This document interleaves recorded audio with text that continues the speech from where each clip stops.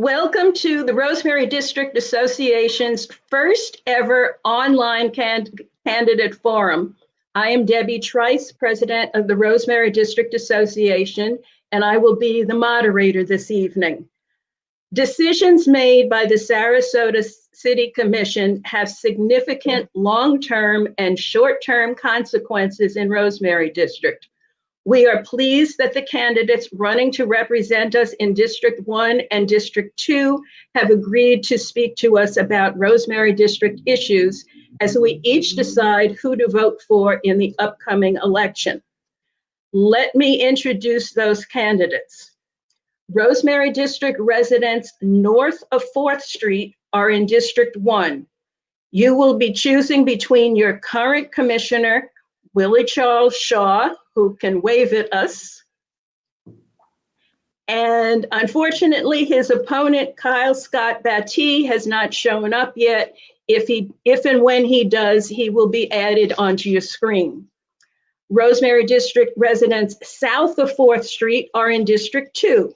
You will be choosing between your current commissioner, Liz Alpert, and her opponent, Terry Turner. This is and here is Mr. Batty. We just introduced you. If you want to wave at everybody, Mr. Batty.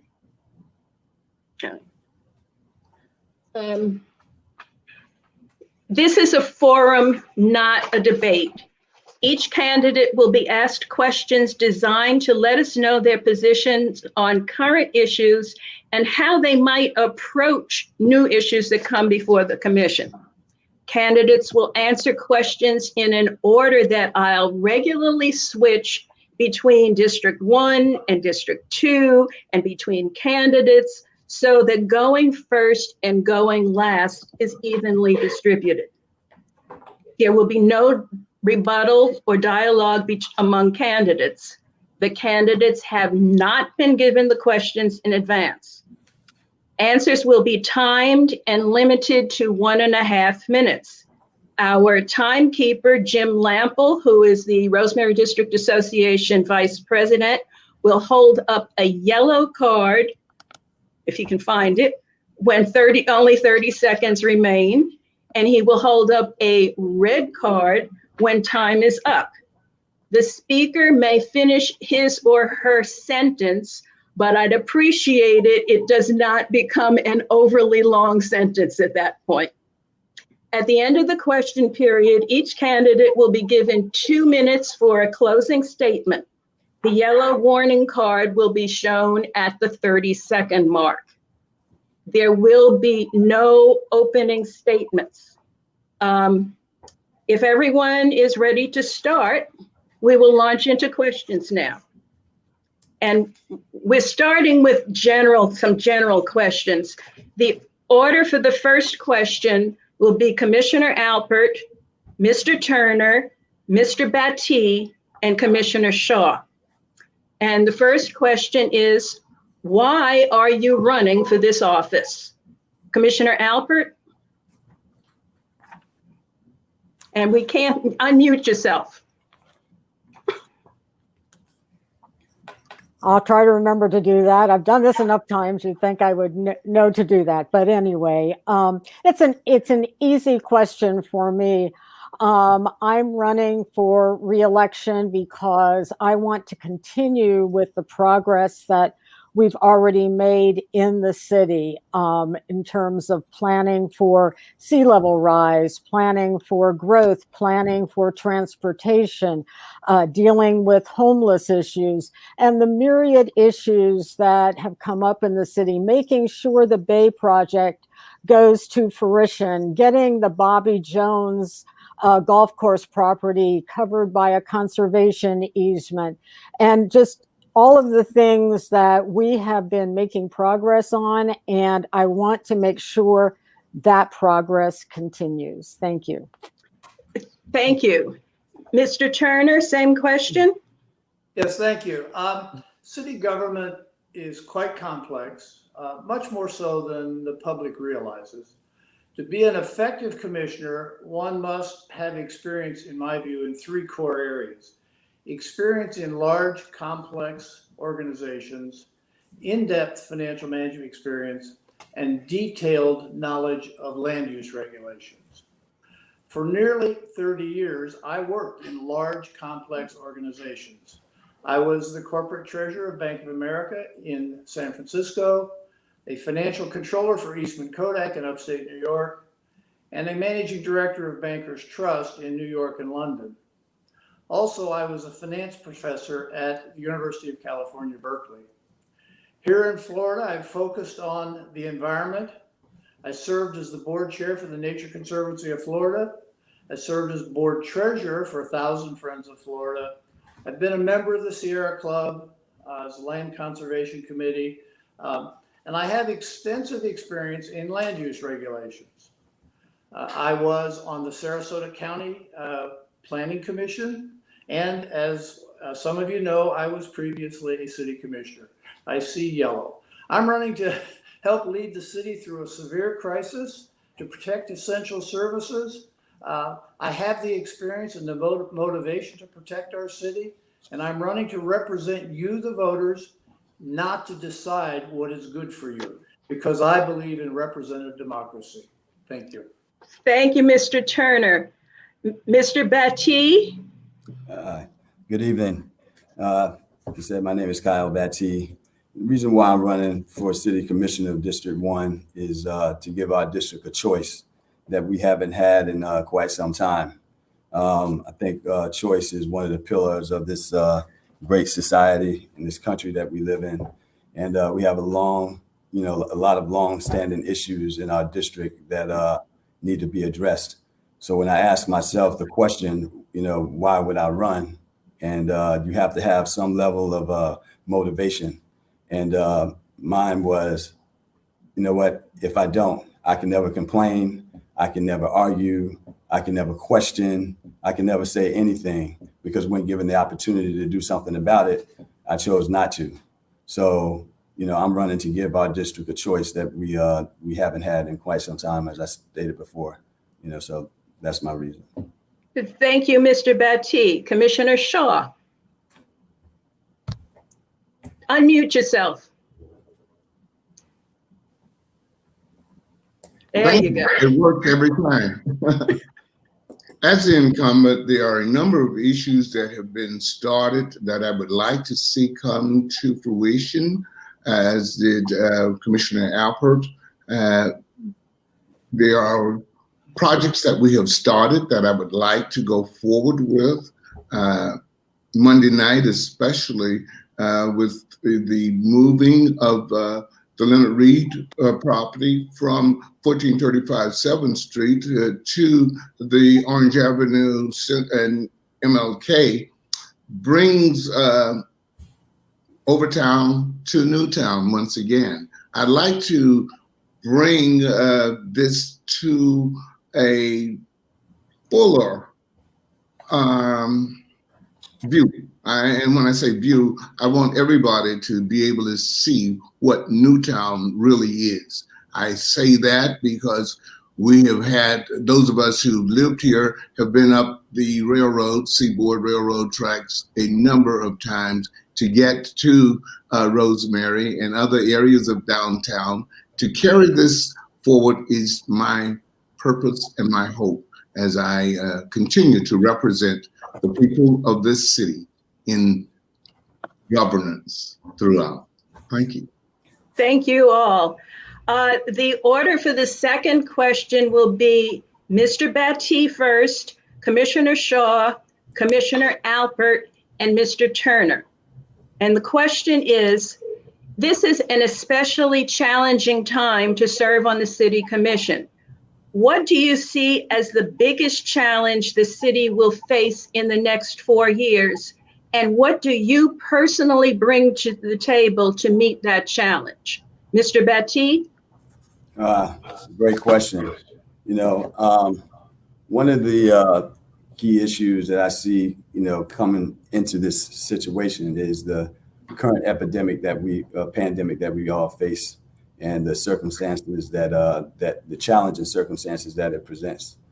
We're going to have to come together as a community, and as a city to help, bring ourselves out of this with a more unified front in order to ease the cost of living within our community, help with the homeless situation that we face, revitalize our neighborhoods, because so many people are affected, in ways that a lot of us, even myself, can't even imagine. Not being able to pay rent, not being able to pay their bills. What are we going to do about it? What am I going to do about it? The only way that happens is if we all come to the table together to find reasonable and more amicable resolutions to whatever issues that we're all going to be facing.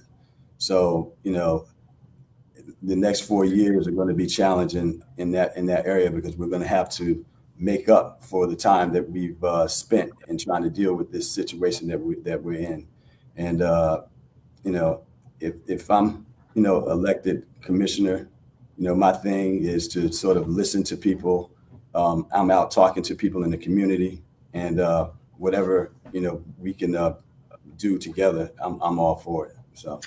Thank you, Mr. Batty. Commissioner Shaw. Very much so. Thank you for this opportunity. And what I would love to do is not change horses in the middle of the street. This is a place and time we need institutional history. We need work to go forward with the work that we have already started. Here in the city of Sarasota, much of what we have has been challenged over and over again. Having that learned opportunities that we have had to bring about change to the city of Sarasota and to continue its growth. One of the things that the city of Sarasota Commission has worked to do is keep the level of services that we provide our constituents in the same, if not better workforce and work efforts. We have done quite a bit to continue this, and this isn't the first time. When I came on this commission 9 years ago, we were just coming out of a depression or a recession. This is nothing new. It is just working our way through it once again. And we can do it, we have done it, and we will do it with the right commissioner representing District 1 and the city of Sarasota as a whole. Thank you. Thank you, Commissioner Shaw. Commissioner Albert, and unmute yourself. Okay. Well, the obvious answer is getting our economy back, and that's certainly a really important challenge that we'll be facing. But that's not the only challenge. Even in the midst of the pandemic, there are still things going on. There's still growth. The Realtor Association says that, their sales are way up. So there's still people coming here. There's still people buying things.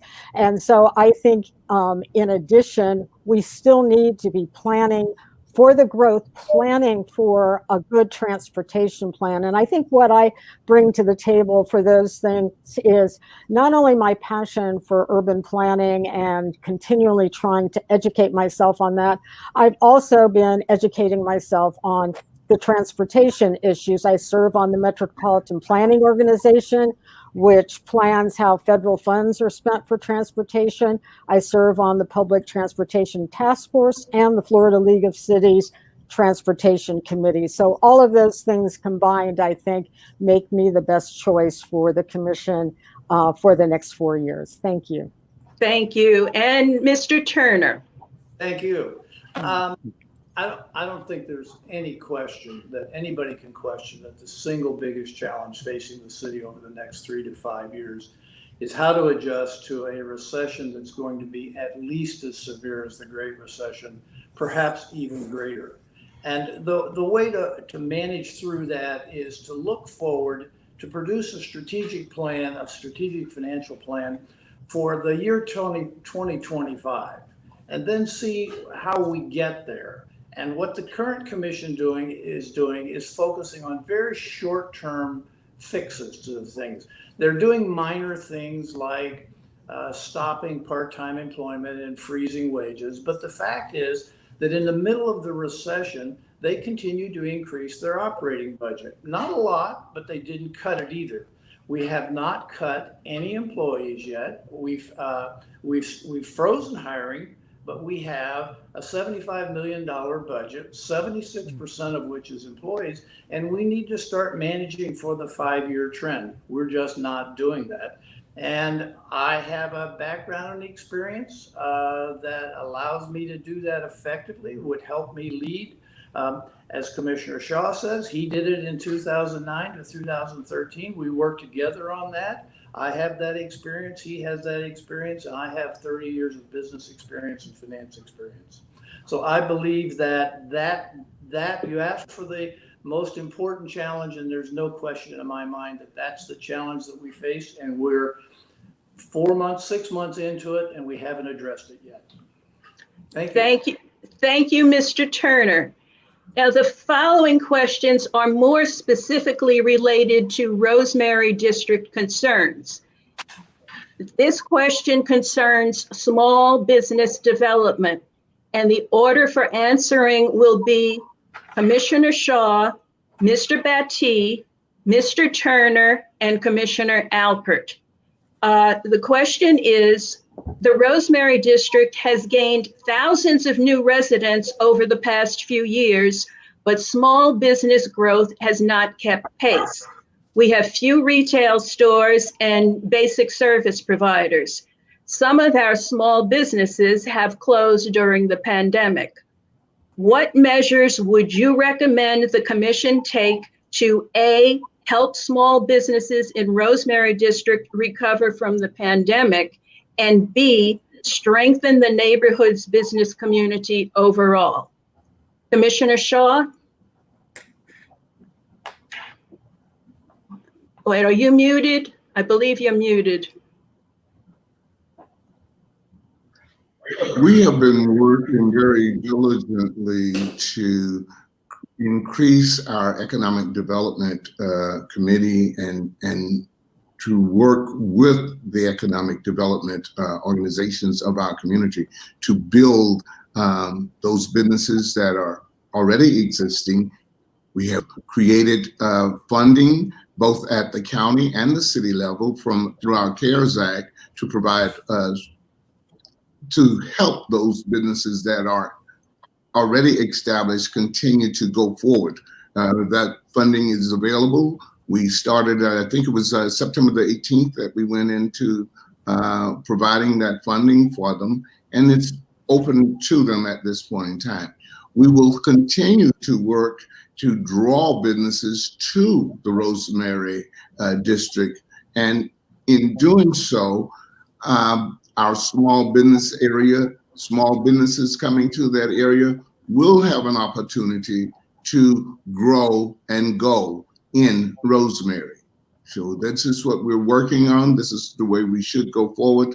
And I think we're doing it as we speak today. Thank you. Thank you. Mr. Batty? Thank you very much for the question. I think one of the main things that we should do is attract businesses that basically do two things. That's provide local jobs and promote a service to the community and to increase the quality of life. As we build density in the Rosemary District, it's imperative that we also, make it diverse as well. I think the whole project with Loss on Lemon, will provide that. I have a number of friends that have businesses in the Rosemary District. I set up my campaign headquarters in Rosemary, right at the Overton. So, I see the effects that this pandemic has had on all of them. And they're all basically like struggling to keep their doors open.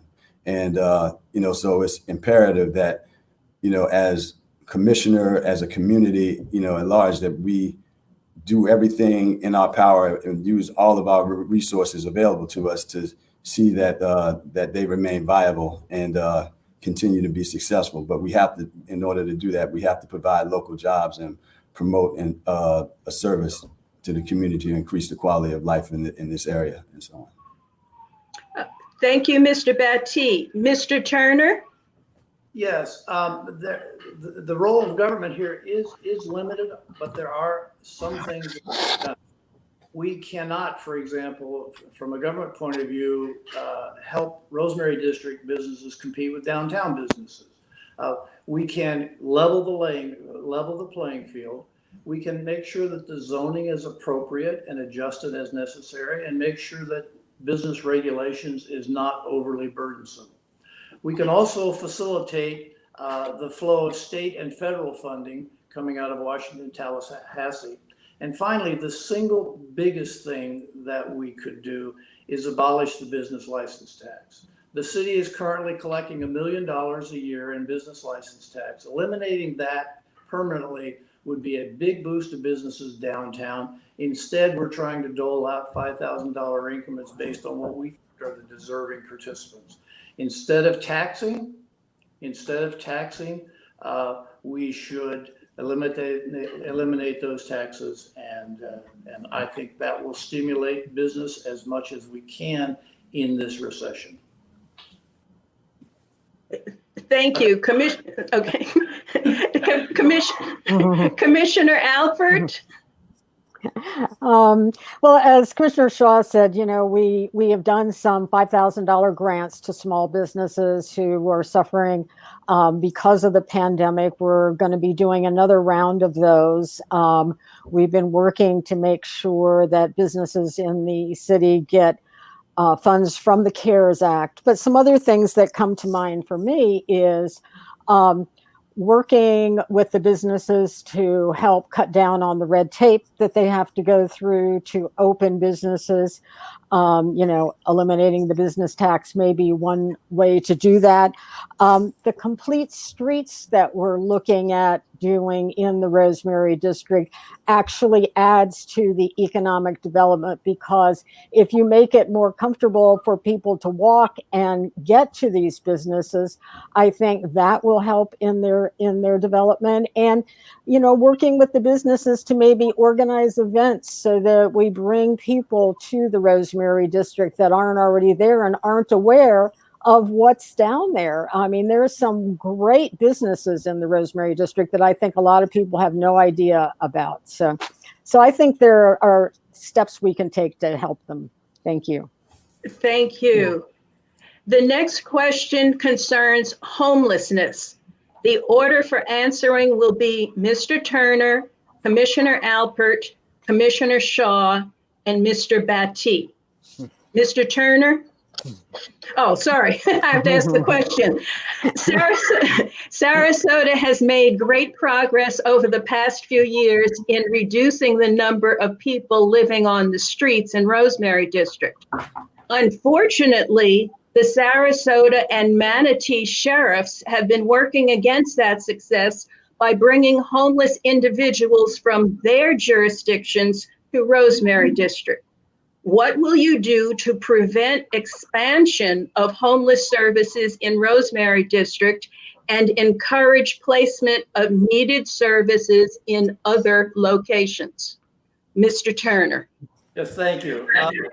I'd like to go back a little bit, and as you know, in 2014, the then sitting city commission, which included Commissioner Shaw, moved toward the Housing First program to reduce homelessness. And as you indicated, it has been successful. I think the city has to continue supporting that program and funding that program. I am concerned that in this recession that's coming, we're going to generate a lot more homeless people. There are going to be people who lose their jobs in their homes, families are going to be on the street. During 2009, 2010, we had a lot of families living in our parks, and the city needs to step up. We need, in a period of shrinking budgets, we're going to have to find a way to carve out a priority for that. With respect to the county dumping homeless people in Sarasota proper, we need to work with them to work them back on that, to stop that. Commissioner Shaw had an interesting idea about discussing moving the Salvation Army outside of the Rosemary District. I think that we need to locate any additional homeless facilities outside the city limits. Thank you. Thank you, Mr. Turner. Commissioner Alpert. I think that Mr. Turner is correct. We need to work on moving not moving the services that are existing there. I think it would be cost prohibitive to move the Salvation Army, and they aren't, they aren't ready to sell their property, but we don't have to continue to add to that. And so we need to work with the county sheriffs, the county commission, and all of our nonprofit agencies looking for locations outside of the city for these needed services. And we've been doing that. We have been looking at other places. A lot of the people come from South County. We need to have beds down in South County, and I think they're establishing some down there. So I think it's just a matter of working with all of our partners that we're currently working with the continuum of care, the sheriff's department, the courts, to find some solutions to kind of spread out this population and, of course, find them housing as soon as we can. Thank you. Thank you. Commissioner Shaw? And thank you so very much for this question. Yes, ma'am, I have dealt with this one quite some time, 2014, when we did come up with the Housing First process and project. It worked, it is working, and it's working very well. But what we have not been able to do is have a continual conversation with county and city to establish outside of Rosemary placement of the homeless services that we have. Presently within Rosemary, you will find not only Salvation Army, but we have First Step, Coastal Recovery, we have Resurrection House, we have within that very same area, First Step, once again, the Schoenbaum services, all of these are in the same place. So we can't just move the Salvation out of Sarasota, Rosemary, but we can use its properties that it has in Mid-County to work better towards this situation. We can do it, we have done it, and we should be making those conversations available with county. County doesn't always come together with us to have these conversations, but I would love to go forward with them. Thank you. Thank you. And Mr. Batty? Thank you. First of all, I think we need to better the relationship between the city and the county. Seems like that's splintered, it's fractured, and it's kind of a no-go at the moment. But, we need to come together with the county to sort of find a centralized location, for the services, like pretty much in the county, because the Rosemary can't be like the homeless depot, and a drop-off point in District 1 at all. And the homeless issue is a real and serious issue, not only in Rosemary, but the entire community. Rosemary sort of bears the brunt of it because the abundance of services offered in and around the neighborhood. I mean, we have to find a better solution for that. Moving forward, we gotta, those services need to be spread out, in the area, maybe into the county or different places in the city. But I'll work with our county partners to make that happen should I be elected city commissioner.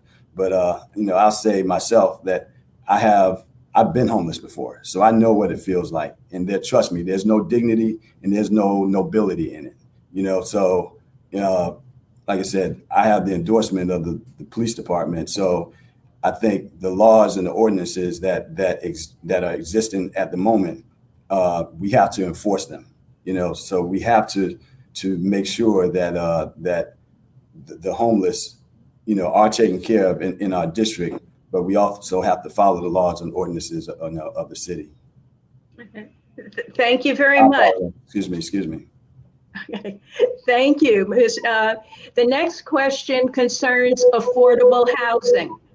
The order for answering will be Commissioner Alpert, Mr. Turner, Mr. Batty, and Commissioner Shaw. Sarasota has had a shortage of affordable housing for many years and has made little progress in solving the problem. Rosemary District has a significant percentage of low-income and luxury housing, but housing for moderate and middle-income households doesn't seem to be on the drawing board.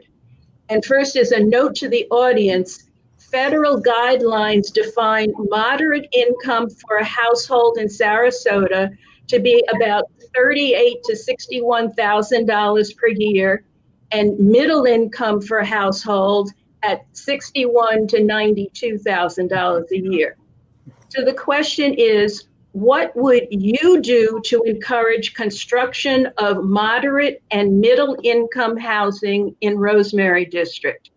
Commissioner Alpert? Well, I think the Rosemary District actually has been working on that issue, and I think have done a wonderful job of coming up with their overlay district, which allows for some affordable housing in any new projects coming along. But what people have to realize is that unless there's incentives or subsidies as they're getting on the Loft Sun Lemon, you can't make the numbers work without enough density. So that's what people have to remember.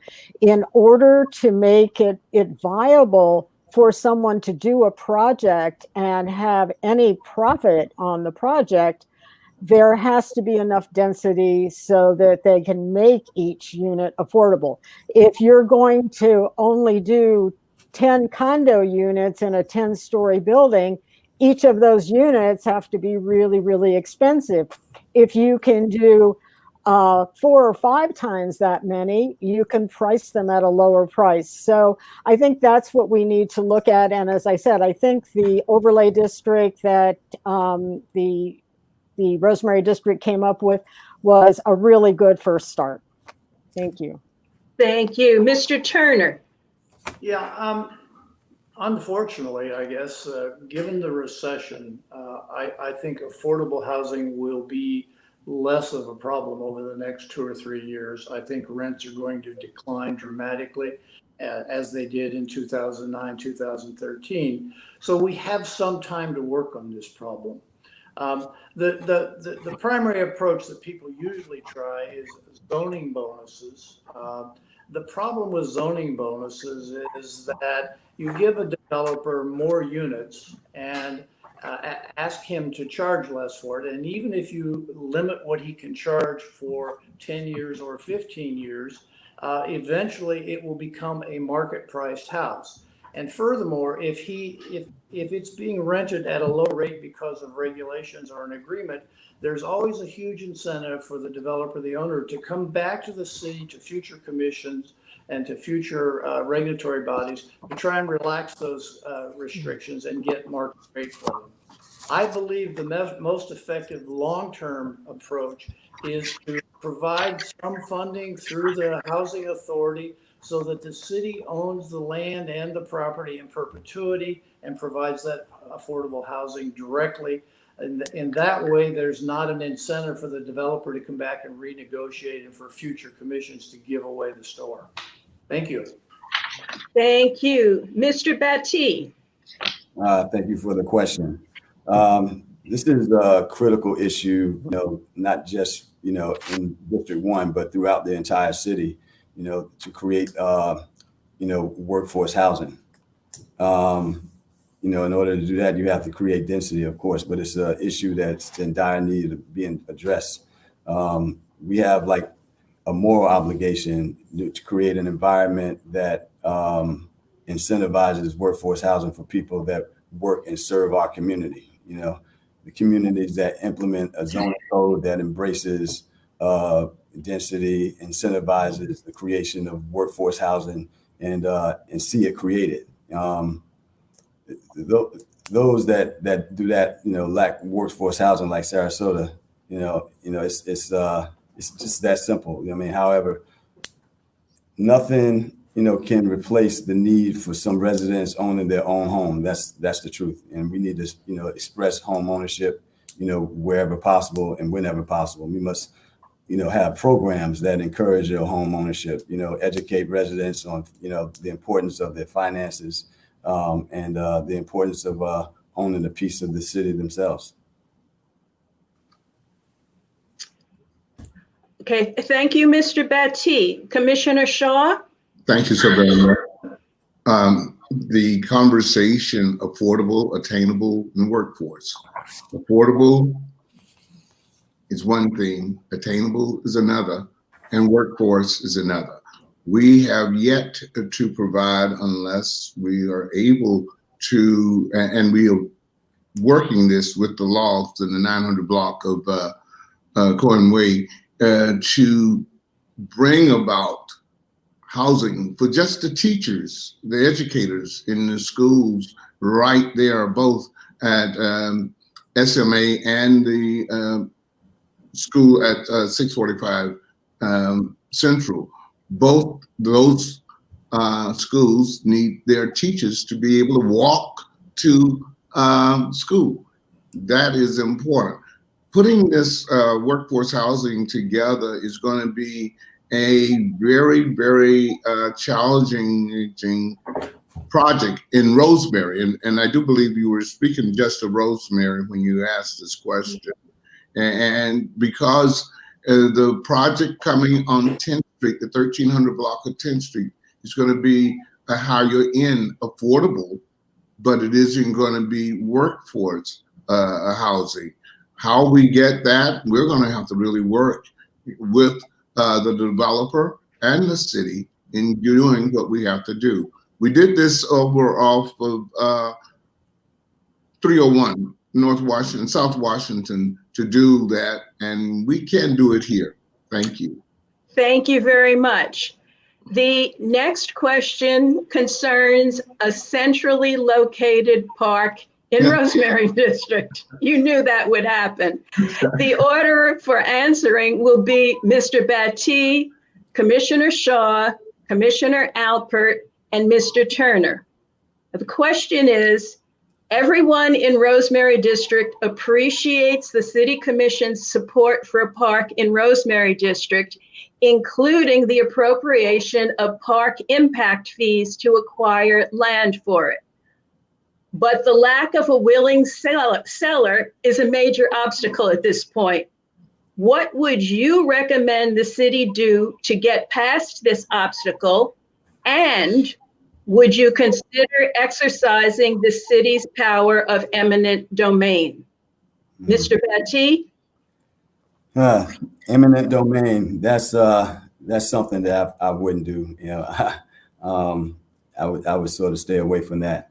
But I've spoken to people in Rosemary about the possibility of that property that you're speaking of, and I think that it's workable. If the city is willing to do it, I think it's imperative that Rosemary has a park. I mean, everywhere else, has one. And I spoke to someone not long ago, and I said to her, you know what? You're not going to get that park if I'm commissioner.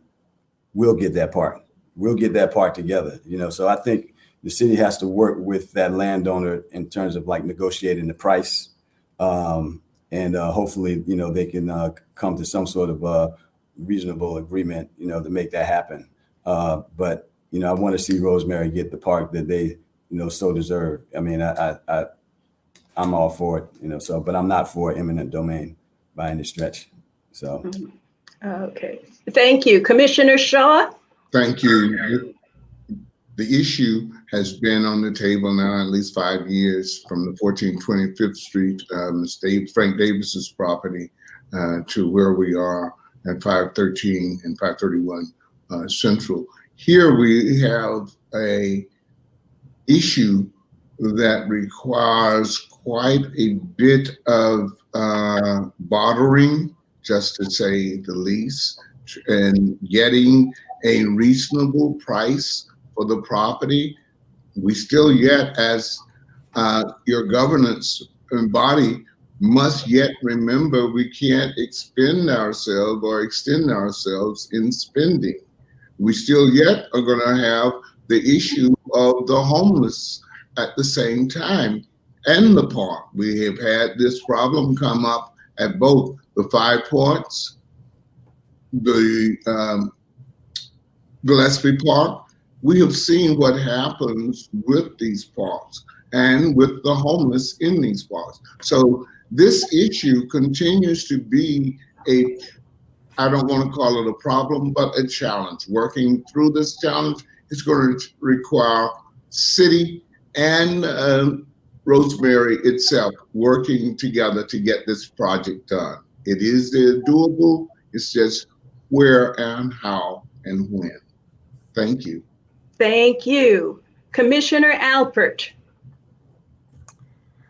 Yes, I know that this has been an ongoing fight to try to create this park in the Rosemary District, and I am very happy that we were able to get that appropriation in this year's budget to purchase the park. Yeah, I think, as Commissioner Shaw said, some maybe negotiations with the seller, maybe eventually he'll realize that he's not going to be able to sell it for what he's asking.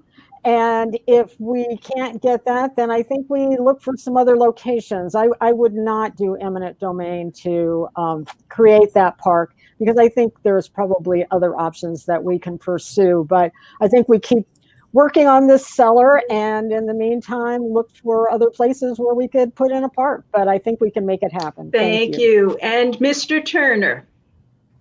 Well, sort of my history is that I've always been a supporter of parks throughout the city. I believe every neighborhood is enriched by having a park. I've been a big supporter of green space downtown and throughout the city, and of canopy trees. So I think that Rosemary is a large enough area to warrant a park, and I think the city should make every effort to achieve a park. When I was on the commission, we had earmarked a piece of property, a public property that was earmarked for a park.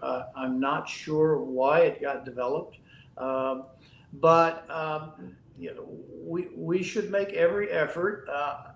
I think that perhaps the city could, for the difference between the assessed value or the appraised value and what the owner is asking for, but perhaps a little bit of private-public partnership and a little bit of negotiation. Maybe if the seller gave a little bit and the foundation gave a little bit and the city gave a little bit, a deal could be struck, and I would work toward that. I would, in general, not favor an eminent domain claim for this particular property. In an eminent domain case, we'd end up paying what the seller is asking for. It is my opinion. Thank you. Thank you. The next question concerns street trees, and the order for answering will be Commissioner Shaw, Mr. Batty, Mr. Turner, and Commissioner Alpert. Studies have shown that neighborhoods with limited tree cover are several degrees hotter than neighborhoods with an abundance of shade trees. So both the absence of green space and the removal of mature shade trees by new developments create a serious health and quality of life issue in Rosemary District. What measures would you recommend the city take to increase the neighborhood's tree cover? Thank you so very much. Yeah, Commissioner Shaw, thank you. Thank you again for the question. And it has been my continued support of greenery, green space. I am very much in not removing our trees. I don't want to see our trees removed. At the same time, though, we're going to have to we don't want to put the trees down before we get the infrastructure in, okay? There's infrastructure that has to take place on several of our streets. And to do this, we're going to have to do that before we go to the trees. One of the areas that I definitely don't want to see those trees cut is the 1300 block of 10th and Coconut, where we have, I think, about 14 large oaks that are there, and that is important to me. Creating green space is very possible if, let's just say, we challenged Salvation Army and went there maybe for conversation on green space and creating green space. I think that's a possibility in conversation, a conversation that I would like to see go forward. And thank you so very much for this conversation. Thank you. Mr. Batty? Thank you for the question. I had the pleasure and distinct honor of walking the beat with one of the Rosemary community leaders and walking around the entirety of Rosemary. And the thing that I realized, and on my trek, was the whole vision of Rosemary is that it's a walkable, bikeable, a livable neighborhood that is integrated with its surroundings. I support the plan improvement for the 10th Street and Boulevard of the Arts to improve the sidewalks and street trees like canopy trees and shaded trees. I mean, I think you need shade in order to get from one area to the next. Particularly if you're talking about walking over to the Bayfront or downtown or anywhere from Rosemary to Gillespie Park. But we don't stop there. I look, if you look at Coconut, Central, Lemon, Orange, those are major entrances and exits, for the Rosemary, and they need to be improved, as well. So, that's my. Thank you. Mr. Turner. Yes, thank you. When I was on the commission previously, I led the effort to impose a very strong canopy tree policy downtown. Shade trees not only make the environment cooler, they are much better at carbon sequestration than palm trees, and they're much better at stormwater retention than palm trees. The current commission has watered down that policy and permitted the installation of palm trees on Pineapple. That should not have happened. If I'm on the commission, I will try to reinvigorate the canopy tree policy that the city had in 2013 and would apply that throughout the community, downtown and in Rosemary. Thank you. Thank you. And Commissioner Alpert. I'm a big proponent of street trees as well, and that was why I pushed to have the Boulevard of the Arts and the 10th Street complete streets put into this year's budget so that we could make it happen along those two streets. It was why I was supportive of the Fruitville Road streetscape enhancement. It's why I'm supportive of the US 41 improvements. All of these places are places where we can add trees. One of our residents also 2 or 3 years ago came up with an entire plan for the Rosemary District to create pocket parks.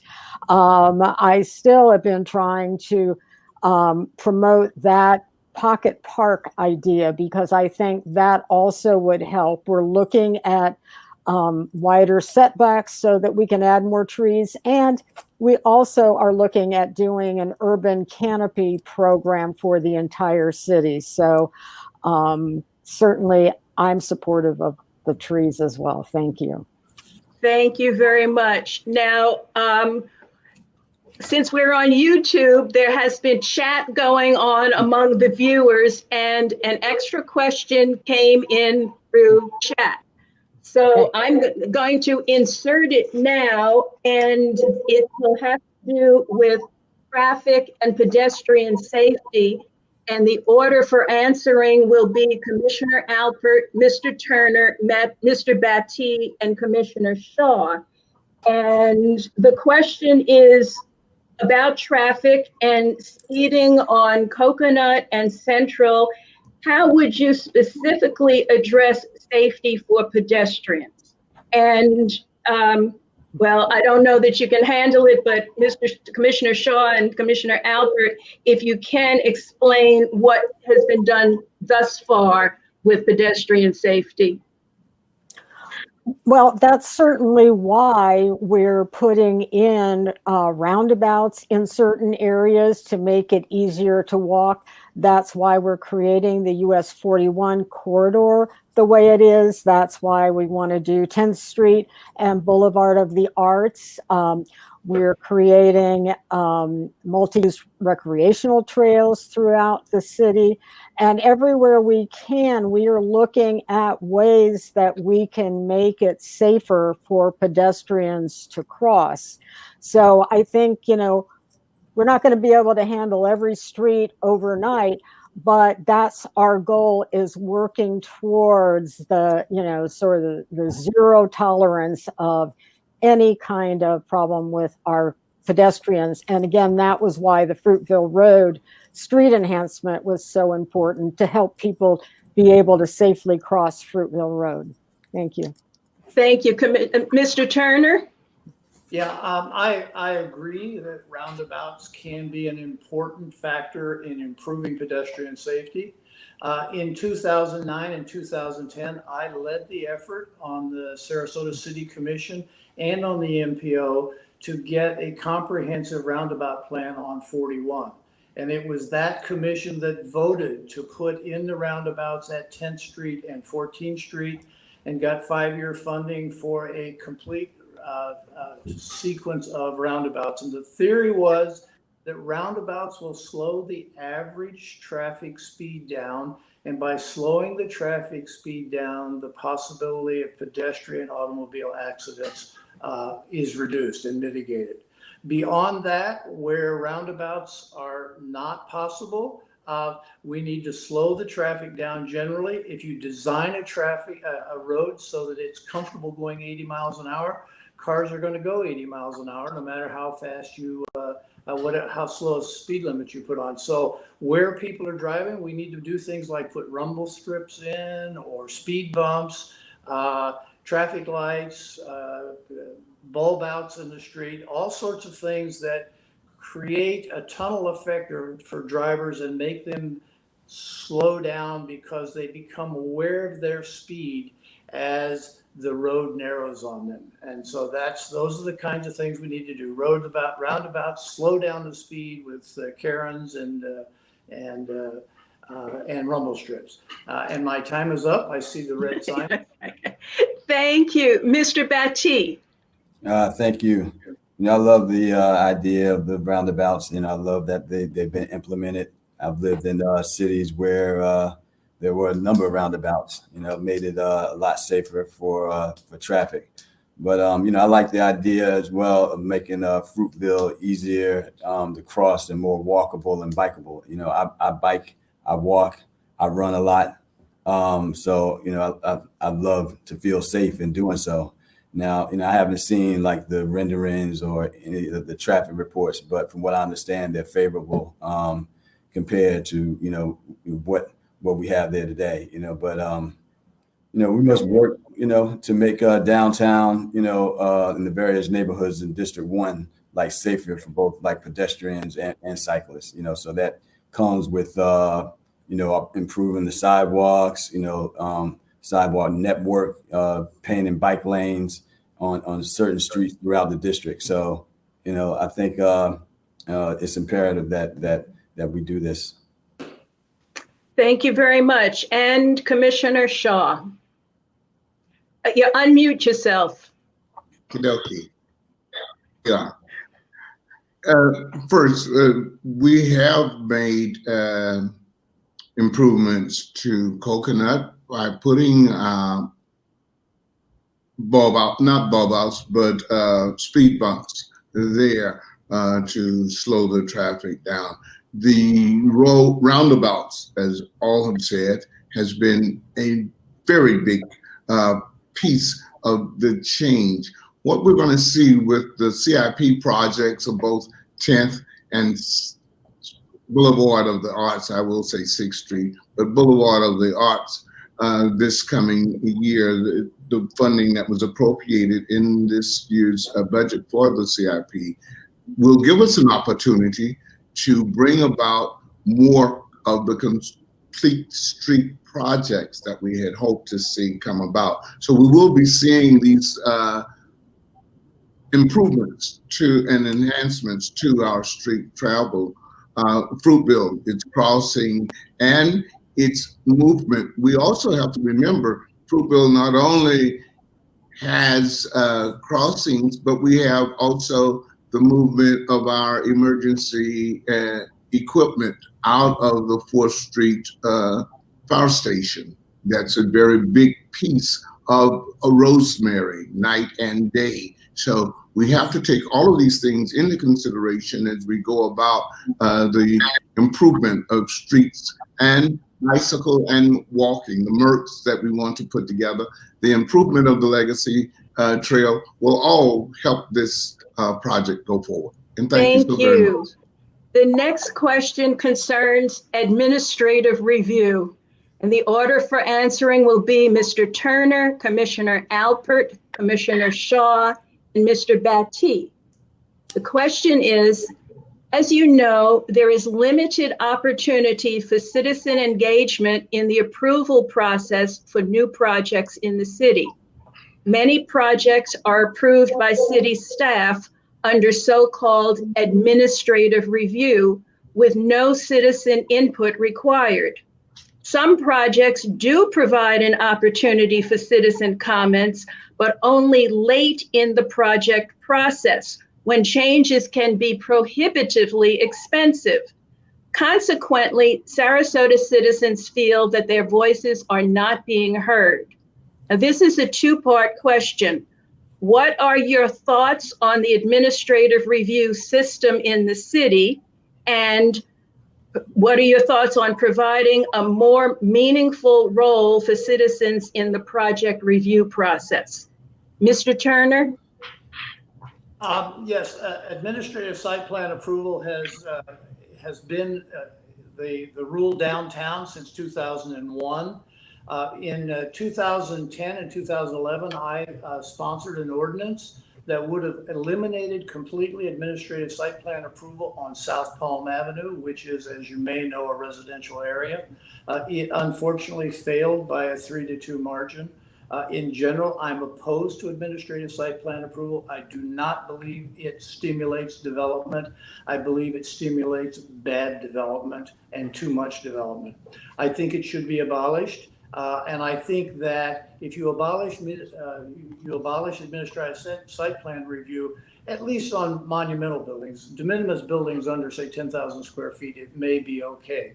But if you abolish that, then the projects will be approved either with public testimony by the planning board for smaller projects and certain projects, or by both the planning board and the city commission. So that simple act will provide for meaningful public input, and I'm very much in favor and in support of it.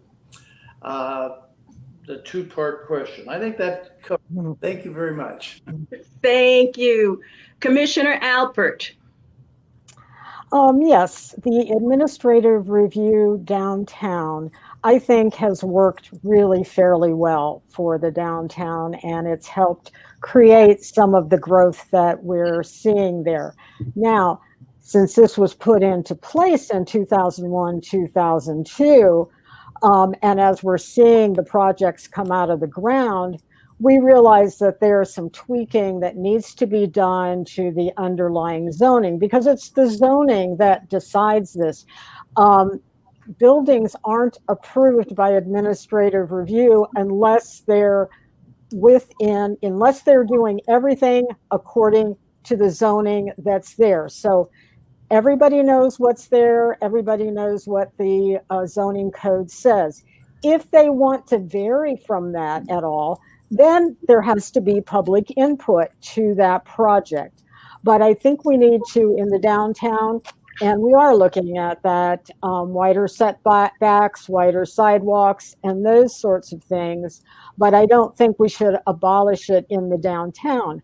My poster child for public input early was the Bath and Racket Club, but that didn't seem to help. They went in early, changed their entire project in order to meet the surrounding neighborhood's concerns. So I think if we're going to have public input, we also then at the commission level should consider that.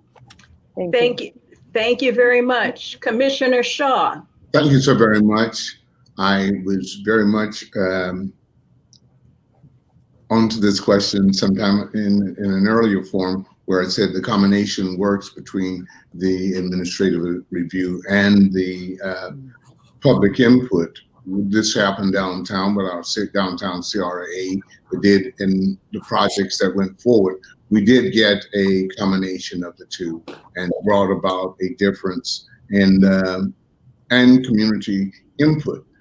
It does not work every place, and I was very much for it not coming to some portions of District 1. It was very much approved by the community in District 1 for being against administrative review, but a combination of the two. We have worked well with the two in our CRA downtown, like I said, and we can go forward and do some of these things to make it happen. It works, it will work. Thank you. Thank you. Mr. Batty. Thank you for the question. I like the idea of like workshops early on in the process, but I think a lot of people get the process sort of confused or boggled up, if you will.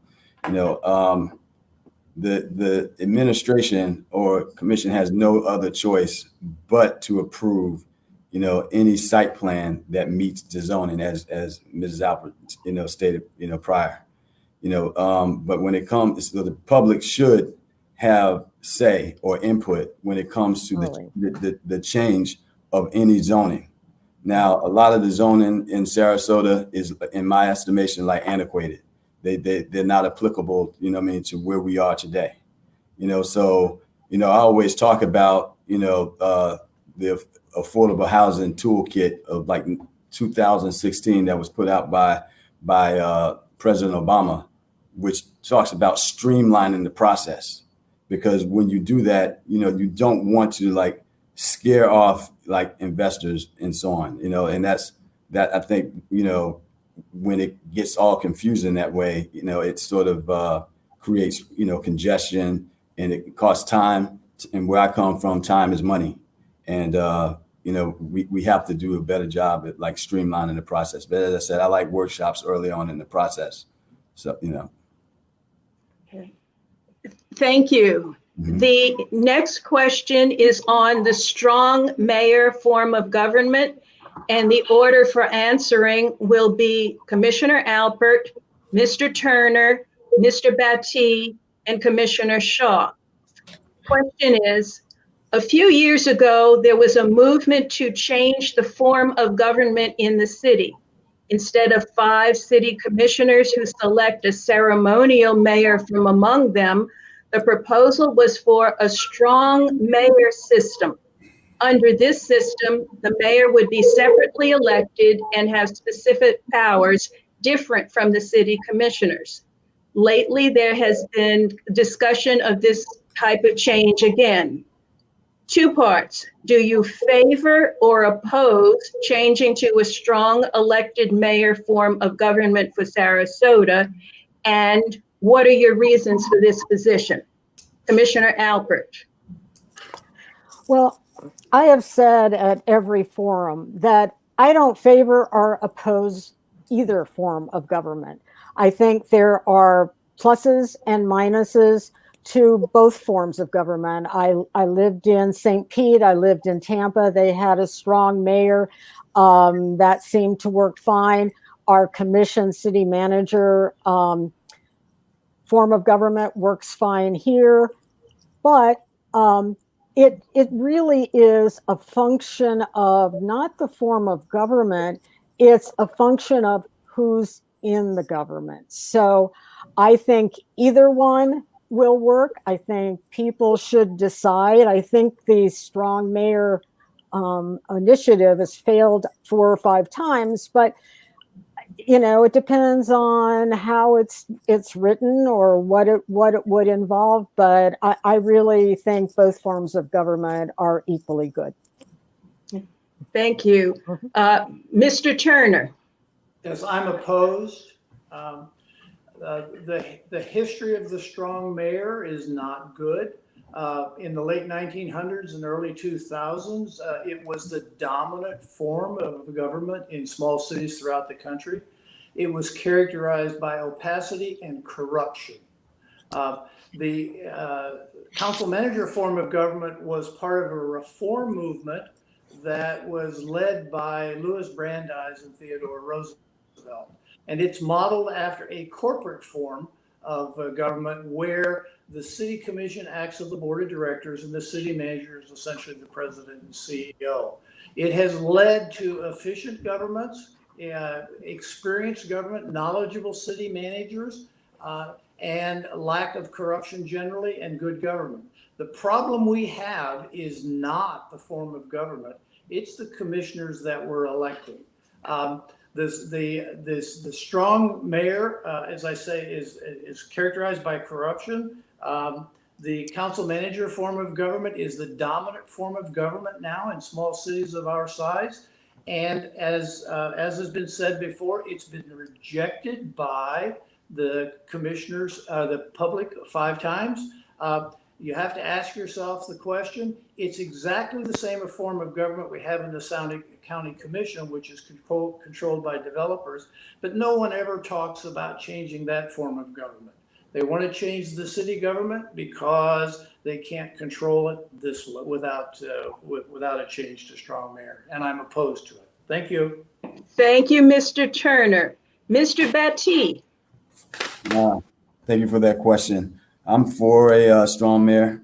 I've lived in cities such as New York City that had strong mayors. I think there needs to be a figurehead or someone at the helm that's accountable and responsible for the direction of the city and anything that pertains to where we're going as a city, be it good or bad. There should be someone that's held accountable for it.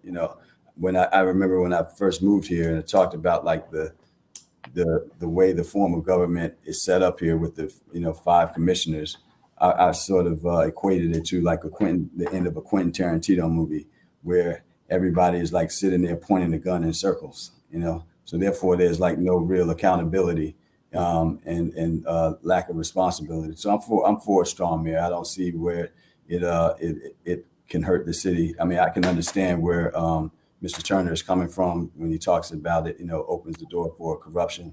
But we can do it and do it with transparency. I think it would work here in Sarasota. So I'm for it. Thank you, Mr. Batty. Commissioner Shaw. Thank you so very much for this opportunity. This is what we're looking at right now. Balked people who are balked by certain interests that would love to control power. It's a very dangerous form of government when it's corrupted, as the strong mayor, and I am against the strong mayor, as has been the voice of the people of this city 5 times plus. We don't want it. We still don't want it. It hasn't worked. It won't work. And to just be controlled by one person or a special interest isn't the voice of the people. The people have spoken and continue to speak. We see what happens when we buy people, when we buy an individual. You don't know nothing, you come up with nothing, and then you're told what to do. Is this what we want? I don't think so. Having a strong intellectual city manager, has worked. I think that it works well. And I know that in the state of Florida, of the 412 cities, that the council manager form of government leads that number. So I would be very much against a strong mayor. Thank you. Thank you, Commissioner Shaw. Now, this is the final question before closing statements. The order for answering will be Mr. Batty, Commissioner Shaw, Commissioner Alpert, and Mr. Turner. This question is aimed at understanding your philosophy and thought process when an issue comes before the commission in which you need to balance the needs of a neighborhood with the needs of the city overall. A recent example was a proposal to redesign Fruitville Road between Rosemary District and downtown. This would have improved walkability between the two neighborhoods and contributed to business development in Rosemary District, but residents on the barrier islands were worried that they might lose an evacuation route. Sarasota Orchestra and Selby Gardens proposal pose similar dilemmas for the City Commission. Please take us through your general thought process in situations like this. Are there factors which carry more weight in your final decision? And we'll start with Mr. Batty. Very, very interesting question. And a very important question because, when you're making decisions, that pertain to the whole city, you have to think about, how it affects the neighborhood or what have you. What we're experiencing here in District 1 is the commission as it stands and our representative represents the interests of those in another district. Therefore, their wants are met over there. Meanwhile, our needs over here are neglected. So, when you talk about that question, we talk about like what are you going to do to make your neighborhood or a neighborhood within your district, better? I thought about the downtown diet with Fruitville narrowing and so on. I don't have a problem with that, provided that the light situation is, synchronized, that keeps traffic moving, keeps it flowing, and no problem. But we can't have a situation where like someone in our district is making decisions that hurt us but benefit those in another district because they don't want, say, ambulances traveling down their street. I don't think when a person has their life hanging in the balance that they really give a damn how they get there. So we, like I said, that's the type of commission that we need. Thank you, Mr. Batty. Commissioner Shaw. Thank you so very much for this opportunity. I am one that gives a lot of thought to transportation. I think our staff did an outstanding job in putting together a futuristic project and planning. I can't say enough about it. But I also have to think of the entire community, the entirety. And I am very much for the Fruitville Road having its present configuration stay as such, simply because of ambulance. But not only that, because of the transportation that comes in. You get so much of your heavy equipment coming through this area comes through Fruitville. It needs Fruitville and the width and distance that it has to be able to move traffic as fairly and as safely as it possibly can. Our barrier islands and our neighbors are just as much a part of our community as we are of theirs. So I'm for that. I took very serious thought to this, and we can still have walkability through light synchronization if we were to do it properly. Thank you. Thank you. Commissioner Alpert. I appreciate this question because I know it's something that goes through people's minds, but nobody has asked this before.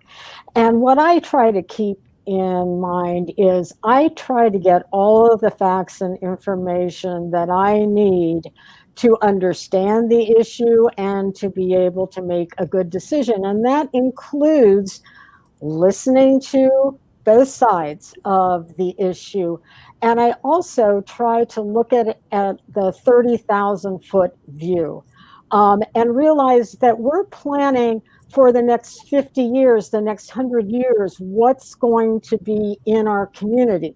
So in making these big decisions about the orchestra and Selby and Fruitville, I'm looking at the overall vision and taking in all the information, all the facts, and trying to come up with then the solution that's best for the entire community. Thanks. Thank you. Mr. Turner. Yeah, I think I'll take the land use aspect of the question you asked. And I think it's important with respect to land use that the viewers understand that the city has a comprehensive land use plan that was developed and adjusted over a 30 or 40-year period. And it's based on the philosophy that we step down zonings. We don't put gas stations next to single-family homes. We start with really intense development downtown. We step down when we go across Mound Street to a slightly lower density, and then we step down further to single-family neighborhoods. It's not appropriate to put a gas station in the middle of a single-family neighborhood. Now, we should have fidelity to that plan. It should not be changed easily or capriciously. It's something that the community has developed over 30 years, has value, and should be respected. When a change is proposed, I will weigh the evidence. I'll listen to staff reports, I'll listen to public input, and I'll weigh it. And on balance, if somebody is being disadvantaged, if a neighbor is being disadvantaged, then I will try to change the proposal so it's more equitable to everybody involved. But in the end, we should tip the scale towards respecting the land use plan that we have and respecting the neighbors that are closest to whatever new disruptive activity that is being proposed. Thank you. Thank you very much. And thank you all for your thoughtful answers to these rather challenging questions. I'm sure everyone watching learned how difficult the job of city commissioner really is. Now it's time for closing statements. Mr. Batty, we had a little bit of a drawing at random before you checked in, and you get to choose whether you're going to speak first or second in closing statements. You know what? I'll kick off. So Yep. I'll take second.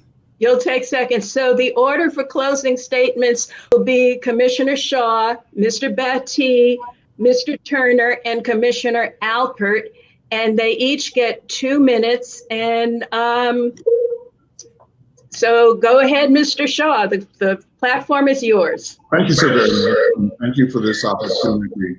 I am very much appreciative of the Overtown Rosemary District and the work that you have done and you're doing to enhance our community. Two of the final projects that went to my CIP program was 10th Street and 6th Street, or Boulevard of the Arts, to get those in this CIP process. To get this done, it's going to take a lot of long-range planning and thought, but it is being done. We're going to get it done for you. I have enjoyed very much representing Rosemary. When we speak of the loss on Lemon, I'm looking forward as a member of the Housing Authorities Committee to bring about family and workforce housing at the same time. I thank you for this opportunity. Thank you for this afternoon. And I look forward to that conversation that Mr. Howard Davis and I had on some future conversations going forward. Thank you again very much. Thank you very much. Mr. Batty, your closing statement. Thank you very much for this opportunity. Out, and about and talking to the various leaders of the neighborhoods and so on. But, Rosemary had a conversation in Rosemary. I was talking to someone and they said, Kyle, we just want to be heard, and we don't feel represented. All the representation sort of just goes up to Newtown. My response, I kind of laughed in his face and I said, trust me, that it's equal opportunity, like sort of neglect or whatever. But if I'm a elected commissioner, I think that Rosemary deserves a commissioner that pays attention to each of the neighborhoods in our district's needs. I have the endorsement of the police department, the fire, firefighters of Sarasota, and they've given me those endorsements for a reason, because they believe in my message. They believe in what it is I'm trying to accomplish. I'm trying to bring people together. I'm trying to serve the interests of our district, of your neighborhood, and not the interests of those in another neighborhood. So your interest is my interest, not another district's one. But I will take care of Sarasota overall and make sure that we move this ball forward and down the street and across the goal line together. Thank you, Mr. Batty. Mr. Turner. Well, I'll be brief. Thank you for hosting this. I appreciate the opportunity to speak. With the COVID situation, it's hard for us to get out and campaign the way one normally would. I'm running to help lead the city through what I believe is going to be a very severe recession, to protect essential city services and to protect the city's long-term financial health. I have the experience and I certainly have the motivation to protect our city. I'm also running to represent you, the voter, not to decide what's good for you. Because as I said in my opening, I believe in representative democracy. I believe in listening to the people and working for the people. And in addition, I'm running because I know there's a better way. I'm Cherry Turner. I ask for your vote. I thank you. Thank you very much. And Commissioner Albert. Thank you, and thank you to the Rosemary District for hosting this. I decided to run for the commission 5 years ago because I attended a meeting of the Bayfront 2020. And I realized that the next commission would be deciding what would happen on our Bayfront. And I wanted to make sure the dream of transforming our Bayfront would actually happen. I'm happy to say that we're now well on the way to doing just that. Also, when I ran 5 years ago, the homeless on our streets were dominating the conversation in our community.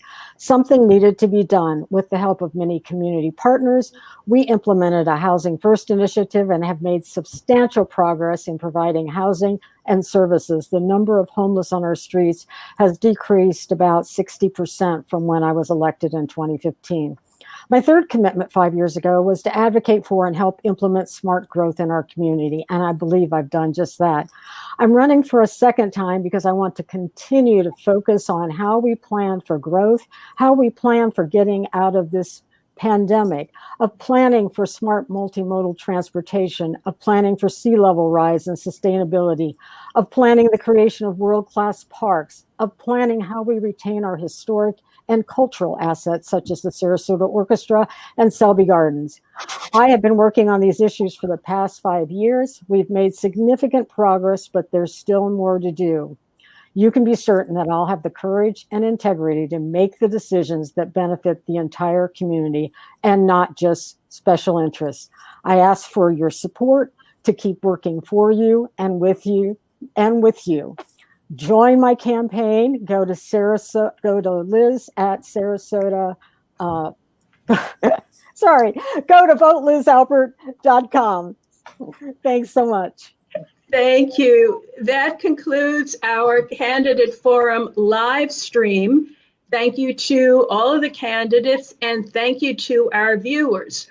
A recording will be available on YouTube and also the Rosemary District Association website. Please share it with your neighbors and encourage them to vote.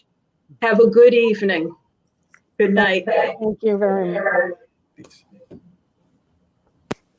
Okay.